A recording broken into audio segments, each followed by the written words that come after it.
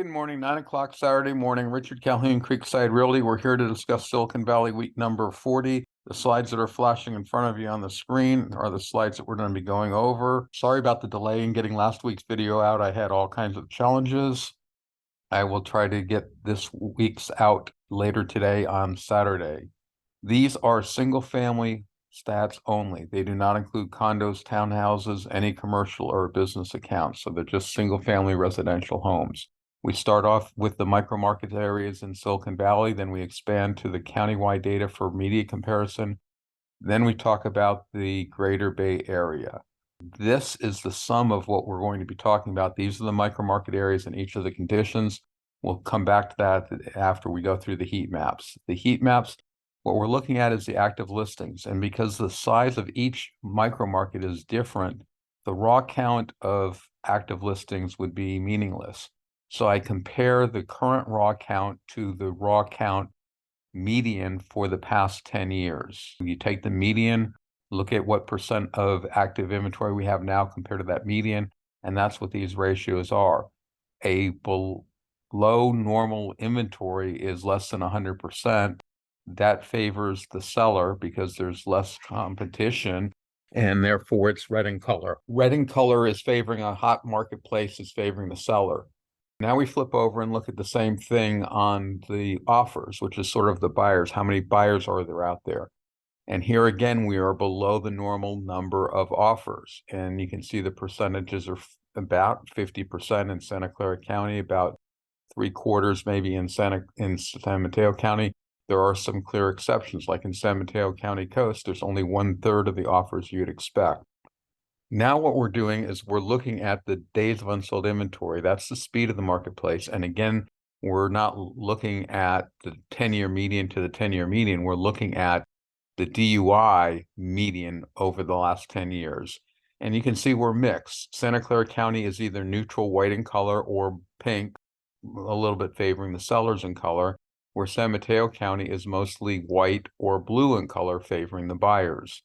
I do not have the data for Alameda County for the first 3 slides, which is why they're all just plain gray.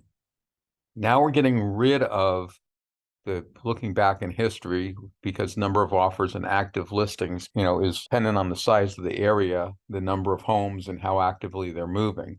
Now we're looking at days of unsold inventory today. And by today, I mean we're looking back over the past 5 weeks, looking at inventory last night at midnight. How long would it take to sell the existing rate inventory at the existing rate of sales? It's the speed of the marketplace. I consider to be anything under about 40 days, 6 weeks to be a seller's marketplace, anything to be above 11 weeks to be a buyer's marketplace. So you can see there are some buyer marketplaces in San Mateo County, the coast, and the expensive areas, but most of the entire Bay Area, being Silicon Valley, the 3 counties, Alameda County, Santa Clara County, and San Mateo County, is pink in color.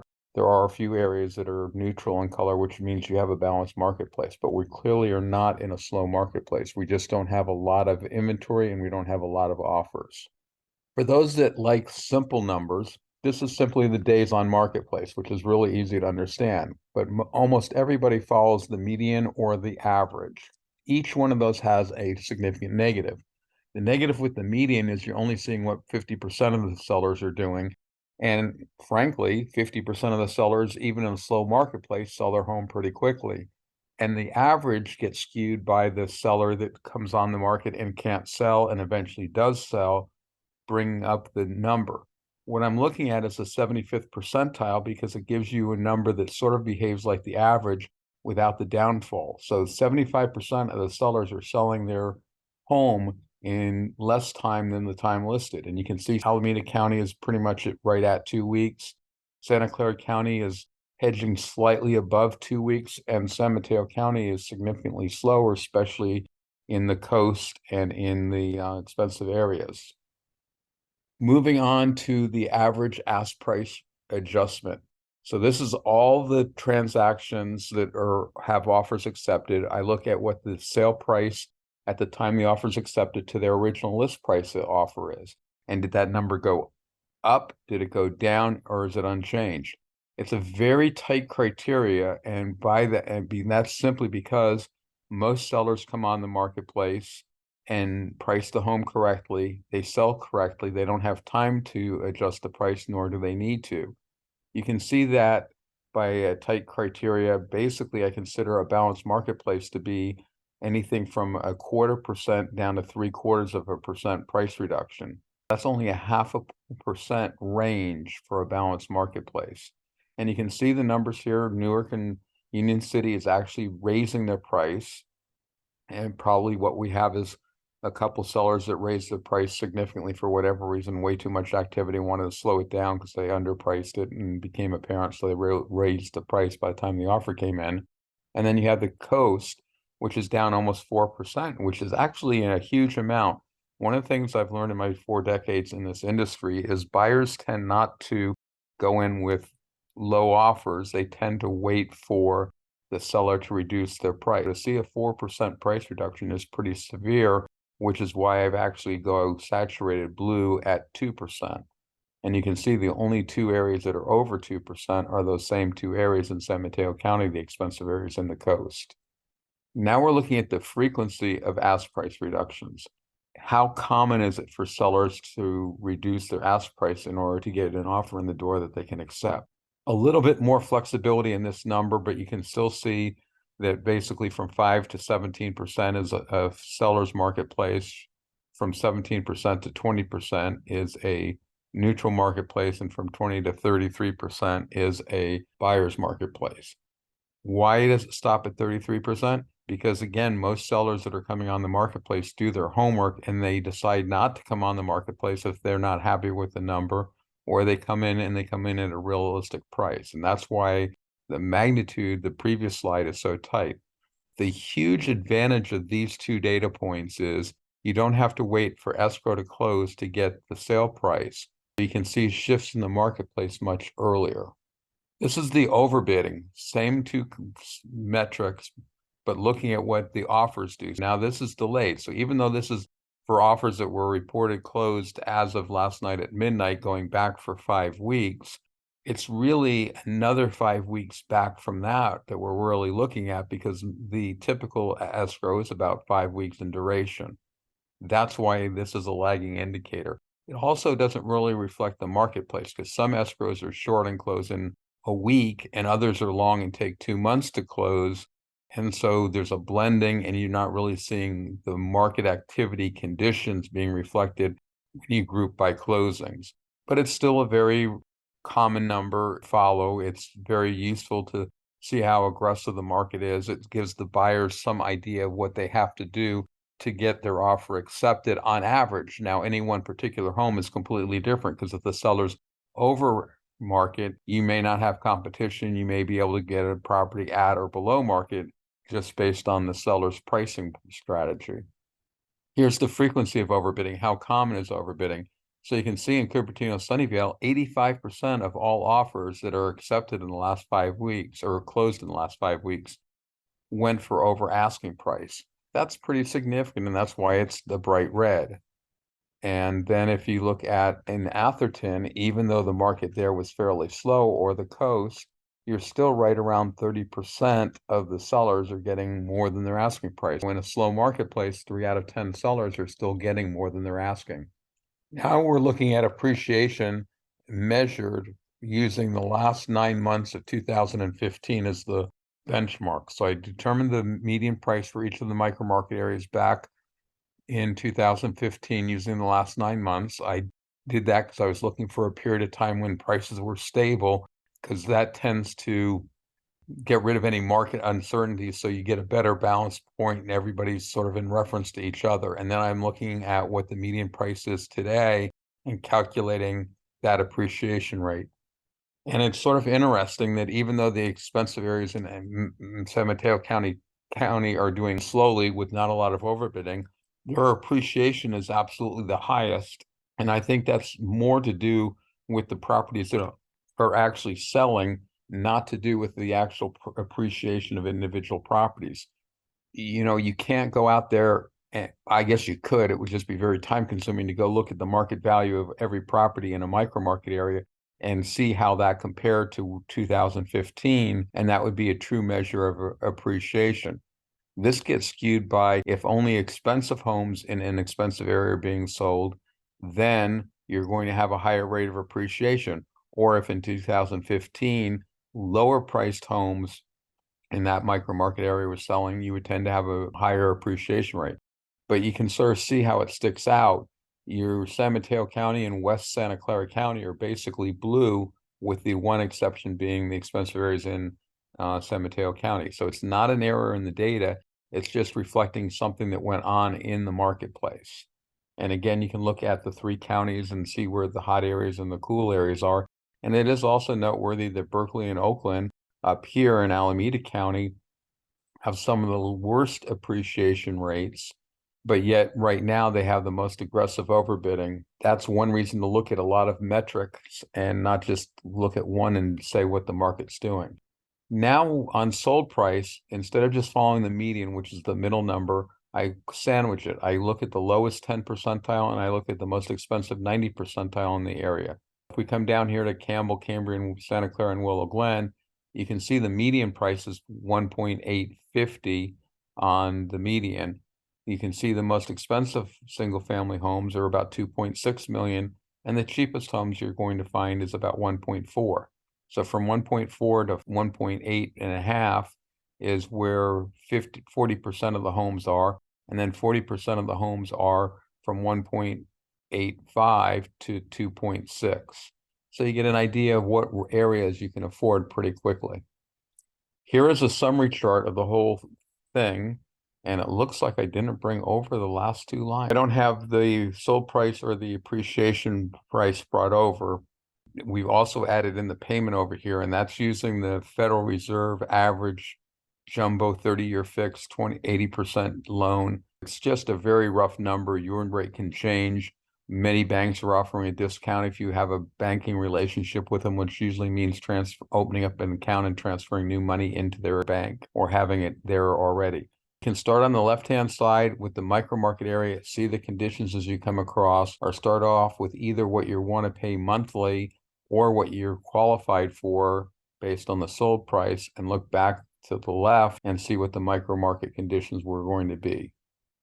So now that we're done with the micro market areas, we're going to put all those in a blender and just see what's going on overall. And basically the purple line is your inventory, and you can see inventory is 73% of where you'd expect it to be. Offers accepted is 71%. That would tend to suggest that you would expect to have a slower marketplace because you're looking at the offers being below the active inventory. So you have more inventory relative to the number of offers. But when you actually compare the DUI of those 10 years, then you end up with the DUI of only 91%. So it's actually faster, even though when you look at each component, it should be slower. And it's just a fluke. I'm not real comfortable. I'm comfortable with my numbers being accurate. I'm not quite comfortable with the math behind it, because I would have thought this should be slightly above 100%, indicating a slightly slower marketplace. This is just a table, and the most important line is the bottom line, and you come down here, and what the takeaway is 2007, when we were going through the mortgage meltdown, was the worst year out of the last 25. But the current year, 2023, is the second worst. It's the 24th worst year, and we're only 14% above the worst year, which is pretty significant.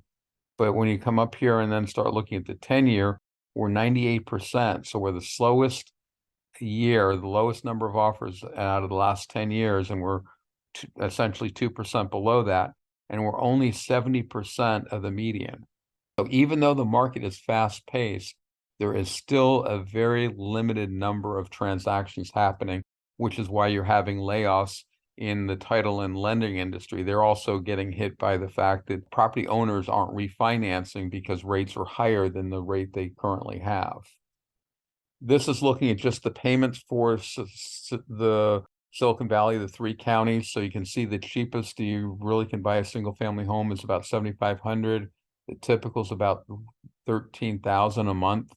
And if you bought the high-end home and you were only putting 20% down, you'd be paying $27,000 a month. Now we're going to look at a weekly or monthly distribution, a snapshot distribution of the ask price. How you read this table is you come down here and the current line is the purple. 10% of the sellers are taking a 5% reduction of their price to get their offer in. As it goes up and to the left, typically not the right direction, but up and to the left, which is why this is the area that's boxed, the market is hotter. And as you come down into the right, the market's cooler. The dashed line was, the December 27th of 2022. I don't have this data going back. It's a fairly new metric for me, but we'll step through and watch it. The dotted lines are the oldest. You can see you stop down and there's monthly. Then you're going to shift over pretty soon right there to weekly. And now you have all 12 weeks and you can see you're bouncing around and really not moving much in one direction or the other. Purple line is through Tuesday, which is the last apples and apples comparisons. I use a real estate fiscal year. I use a real estate fiscal year that starts on March the 1st and then jumps forward 7 days at a time. So March 1st, 8th, 15th, etc. Comes around to February. If we have a leap year, then you jump forward 9 days. If you have a regular year, you jump forward 8 days, because there's, to start back on March the 1st. So that way, by using a March 1st fiscal year, I only have one discontinuity. So the purple line is comparing my last full week to my normal date. So everything's the same. The green dotted line or dotted dashed line is bringing up the data through midnight last night. And you can see there is a little bit of a difference right down through here on the lower end. The green line's a little bit higher, and it's also a little bit higher up here.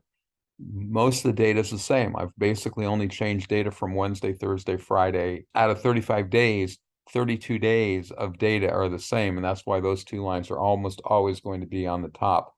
But I want to bring you current information, but I also want to be able to compare it with something that isn't real estate's extremely cyclical, and I try to make my metric measurements taking those cycles into account so that they show shifts in the marketplace versus just the normal shifts in the calendar.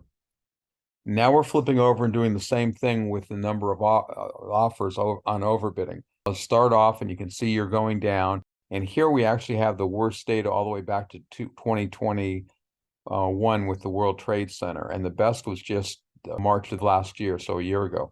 But you can see the sale price has been very constant here for a very long period of time, bouncing up and down, very small, very tight criteria.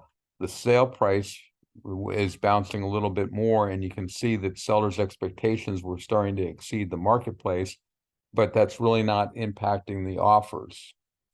Now we're doing is this is starting to show the cyclic nature of real estate. The gray black line here in the middle is the median number. So that's exactly what you'd expect the inventory to do. And you can see that it's a huge cycle. I mean, you expect to get up here to 3,200 listings, and down here you expect to be down at 14. So there's more than a doubling of the listings depending on what time of the year you are. The red line is the 10 percentile of that number, and the blue line is the 90%. Blue is a cool marketplace. A lot of inventory is a cool marketplace. When we flip over on the next slide and look at offers, a lot of offers is a hot marketplace, so the red's going to be on the top. The black is always in the middle. The purple's always the data. Right now, you can see that have active inventory of 2120, and the least inventory you'd expect is 2096. So we're only 26 listings above the least inventory you'd expect to have. The level you'd expect to be is at 2,800, almost 2,900. So you have a shortage of 800 listings on a count of 2,800. So that's a fairly significant drop in inventory, and that's why there's a shortage. Now we are looking at the number of offers, and this is the offers in the past 5 weeks. And just like there's a shortage of inventory, there's a shortage of offers, because here offers are actually below the least number of offers you'd expect. I think if the number is 1867 for the current number of offers, the least number of offers you'd expect is 1896. We're roughly 30 offers lower than you would expect. And again, you can see the cycle of the real estate, the calendar cycle. You can see that at the end of the year, and it's delayed because these are closings. So you might expect the bottom to be right in the middle of the end of the year holidays, but it's delayed by almost 5 weeks. But you also have Thanksgiving, which pulls down it a little earlier. So right around January 19th is typically when you have the fewest number of closings over the previous past 5 weeks.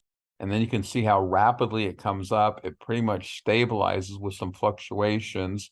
But if you're looking at then that's the hot market I was looking at. If you look at the gray line, you can see we come up, right around Memorial Day, we sort of peak, and then we sort of coast down through about Thanksgiving or the week before Thanksgiving, and then we plummet down to about January 19th.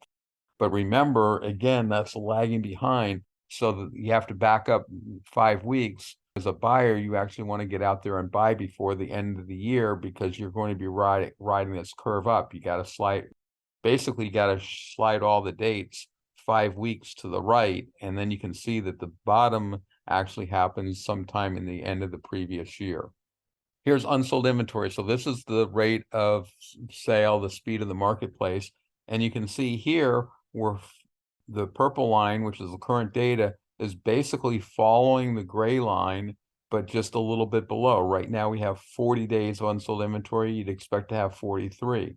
We're nowhere close to the hot marketplace of 26, but we're also not very close to the 49. And may not sound like 49 and 40 are very far apart, but it does take quite a bit of effort for the market to go from 40 to 49, which is why it's amazing when you come back to 2022 and see how rapidly the market went up. But the market shifted much more rapidly because here your market slowdown really didn't maximize until July. And basically by May, the market was at its maximum, and just takes time for the market to reflect that. And if you go back and look at the price change, you'll see the price change, the ask price reductions actually happened earlier than anyone was perceiving the market change. I would estimate, based on my graphs, it was about Valentine's Day. So inventory, days of unsold inventory right now is about 92% of what you'd expect it to be. And that's why on the previous graph, that doesn't make a whole lot of sense to me, it was below, because if you go back here, you'd expect it to be at 43. It's at 40, so that's below, and that's where this number comes from. Here's the days on market, the 75th percentile that I like so much, and we're at 18 days. 18 days is the least you'd expect. You'd expect to be at 27, so we're selling 10 days faster than what you'd be expecting. So we're clearly having a faster paced market than you'd expect. And in a slow marketplace, you'd expect to be up here around 37. So we're almost half of a fast marketplace.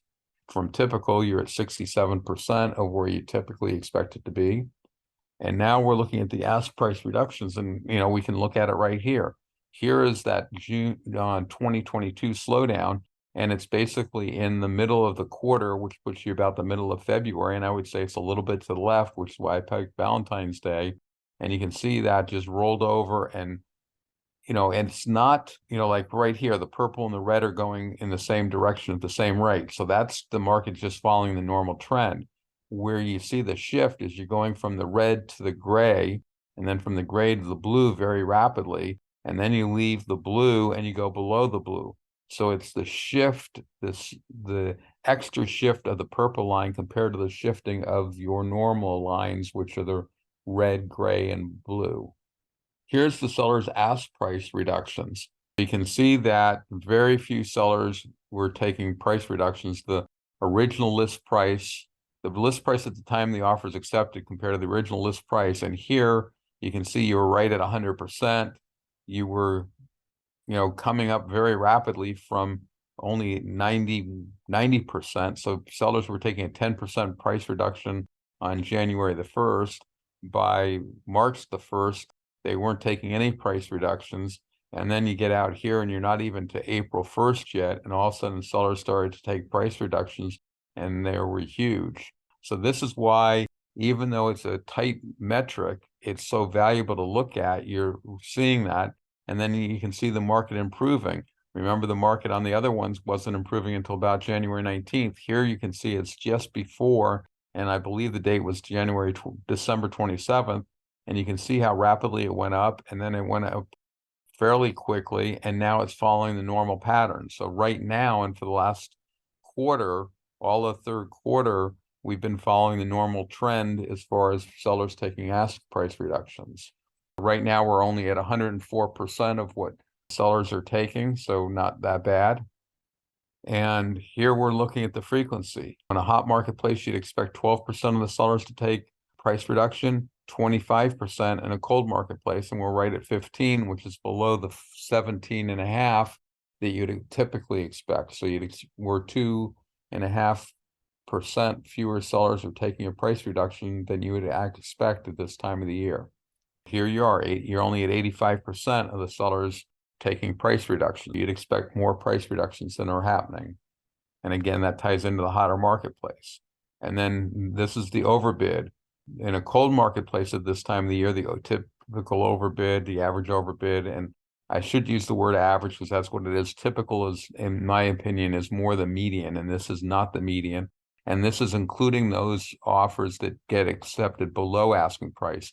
The numbers would be higher if I only looked at ones that are above asking price, but you'd expect a 2% overbid normally, cold marketplace. On a typical marketplace, you'd expect 4.5% overbid. Right now, we're at 6.5%. In a hot marketplace, you'd expect 7%. Frequency of overbidding, same concept.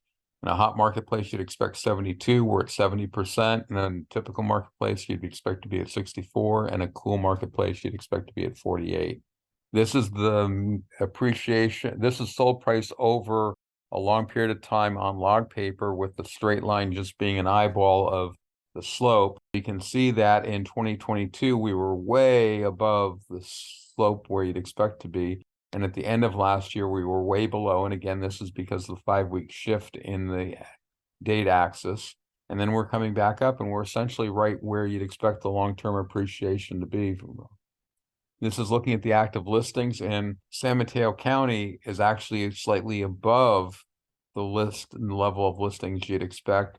Santa Clara County is clearly below. Alameda County is clearly below, but not as below by as much as Santa Clara County. Well, why I'm basing that on is you come back here and you can see in typical years, because 2017 and 18 were not typical in Santa Clara County, but you got 4 years where the Alameda County and Santa Clara County had roughly the same inventory, and even here, just much lower levels. And now Alameda County is pulling away from Santa Clara County. So Santa Clara County has the greatest shortage of inventory of the 3 counties in Silicon Valley. Offers accepted, Alameda County and Santa Clara County are doing very similarly to each other, and they typically are. San Mateo County is going below where they typically are, as all counties, but days of unsold inventory, Santa Clara County has the fastest at, I think that's 31.5 days of unsold inventory, followed by Alameda County at 44, and San Mateo County is the slowest at 49 days of unsold inventory. That's 7 full weeks of inventory. It's right where I'd start shifting it over into a buyer's marketplace.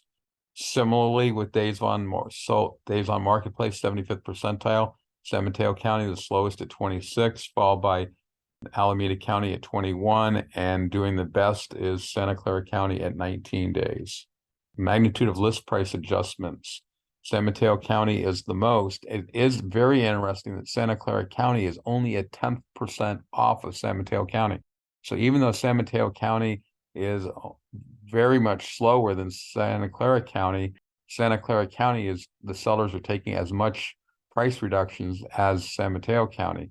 And Alameda County was sort of in the middle, but yet it's taking the least amount of price reductions. Again, that's the ebb and flow of statistics and showing that different metrics have different results at different times. This is the ask price reduction frequency. Alameda County has the fewest at 12%.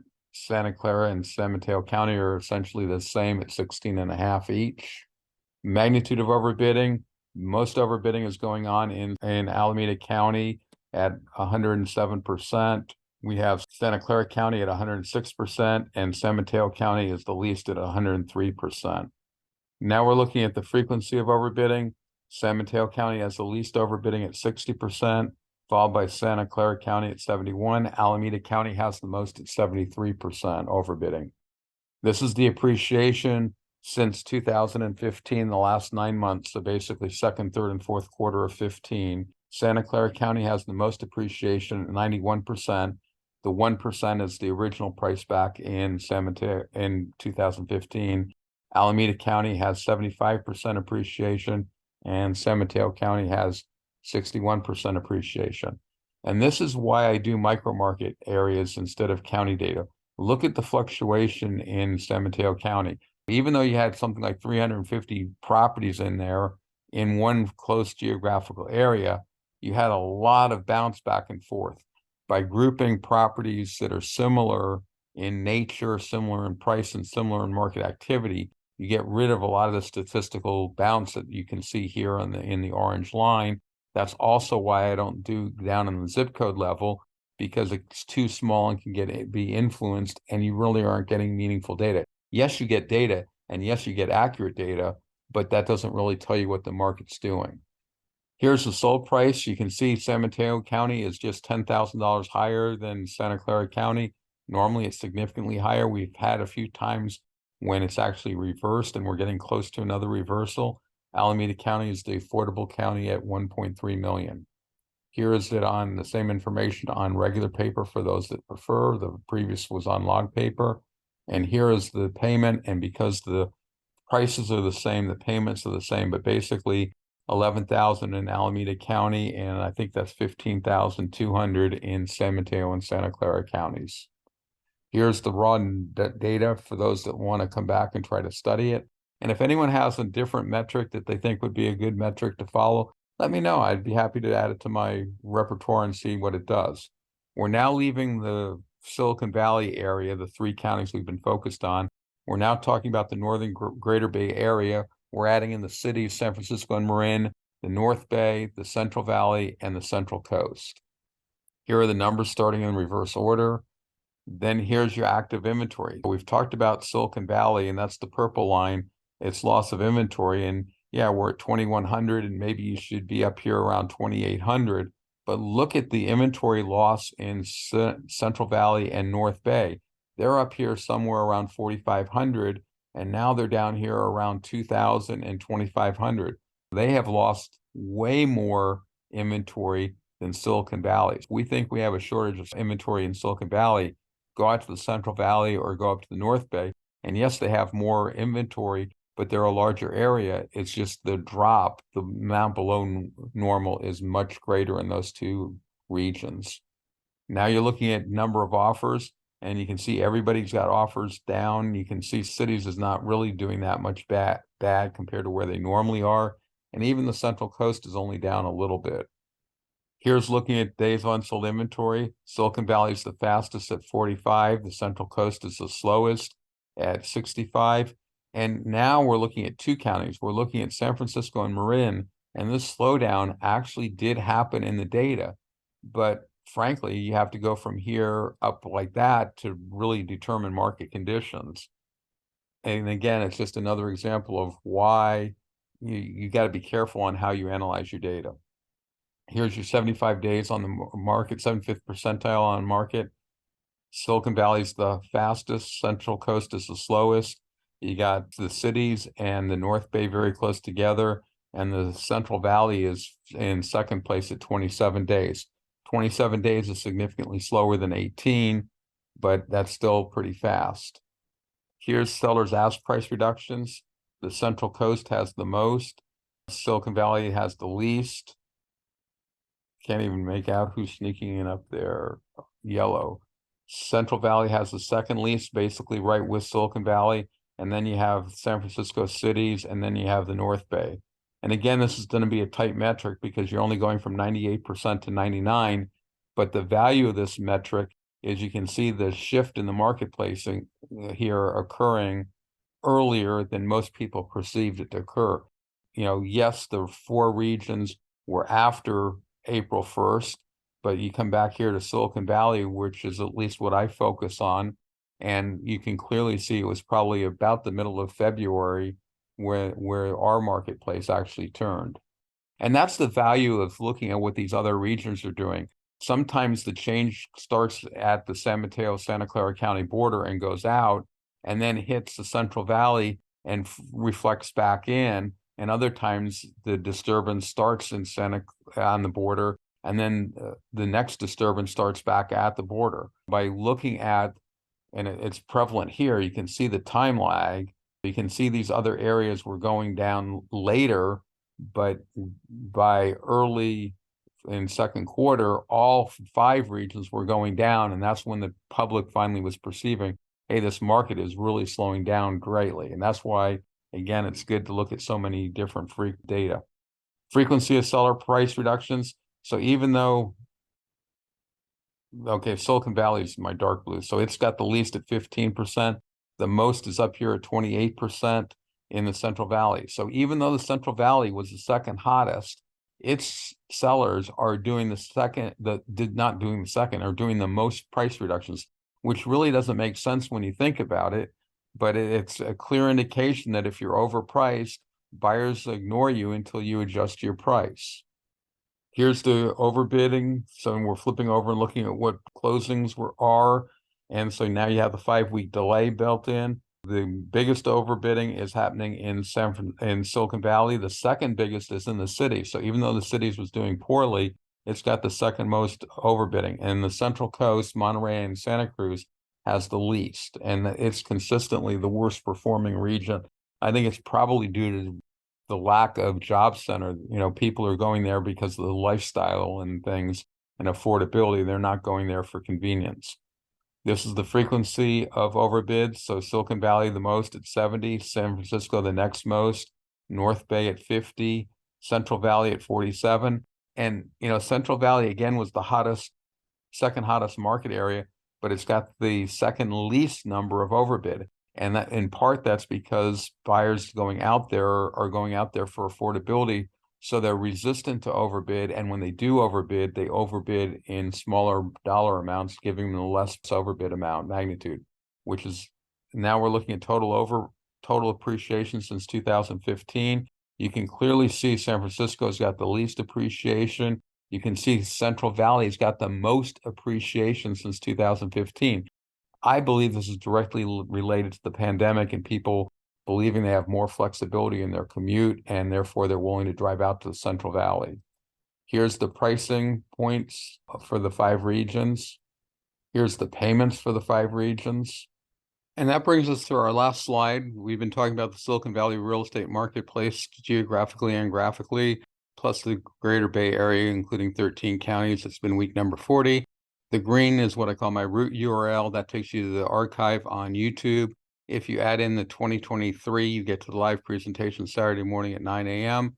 If you add in the H for handout 2023-10-07, you get today's handout. It is posted about 14 minutes before the hour.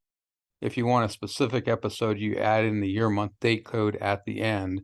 I'm Richard Calhoun, Creekside Realty. We're willing to work with buyers and sellers here in Silicon Valley and have been doing so for the last 40 plus years.